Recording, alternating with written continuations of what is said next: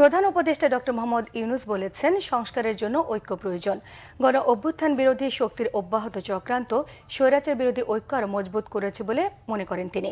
রাজধানী কৃষিবিদ ইনস্টিটিউটে ঐক্য, সংস্কার এবং নির্বাচন নিয়ে মতবিনিময় সভায় ভার্চুয়ালি বক্তব্যে প্রধান উপদেষ্টা এসব কথা বলেন। সংস্কার ও নির্বাচনের প্রস্তুতি একই সঙ্গে চলবে বলেও জানিয়েছেন প্রধান উপদেষ্টা। রিপোর্ট করছেন সিকান্দার রহমান। আসসালামু আলাইকুম। জুলাই গণ অভ্যুত্থানে শহীদ হওয়া ছাত্র জনতা সহ ফ্যাসিবাদের বিরুদ্ধে দীর্ঘ লড়াইয়ে সব যোদ্ধাদের গভীর শ্রদ্ধা জানিয়ে ভাষণ শুরু করেন প্রধান উপদেষ্টা ডক্টর মোহাম্মদ ইউনূস। গণতান্ত্রিক ও নাগরিক সমতা ভিত্তিক একটি রাষ্ট্র ব্যবস্থা প্রতিষ্ঠার কথা বলেন তিনি।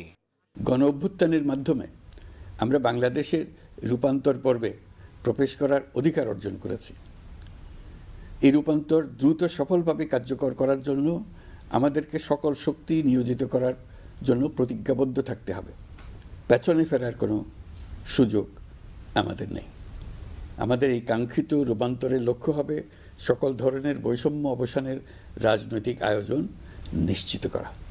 সংস্কারের কাজটা নাগরিকদের জন্য সহজ করতে 15টি সংস্কার কমিশন গঠনের কথা স্মরণ করিয়ে দিয়ে ডক্টর ইউনূস বলেন, প্রতিবেদনগুলো জানুয়ারি মাসে পাওয়া যাবে।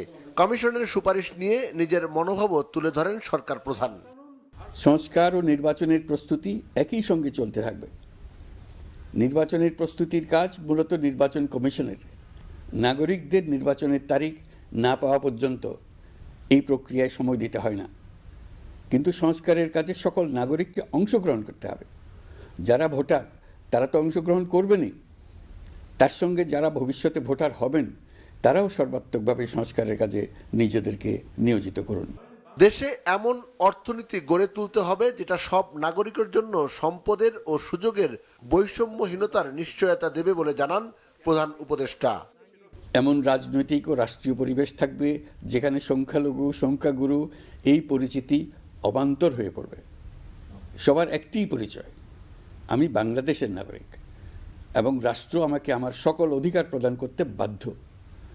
রাষ্ট্রের কাছে এবং অন্য নাগরিকের কাছে আমার অন্য কোনো পরিচয় দেবার প্রয়োজন হবে না, যেখানে ব্যক্তিবন্দনার কোনো সুযোগ থাকবে না।